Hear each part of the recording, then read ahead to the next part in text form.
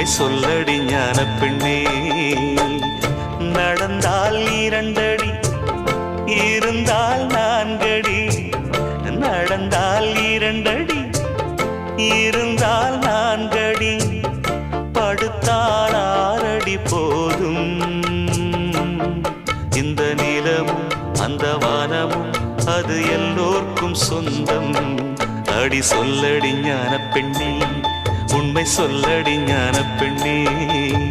சொல்லடி ஞான பெண்ணே, உண்மை சொல்லடி ஞான பெண்ணே. நடந்தால் 2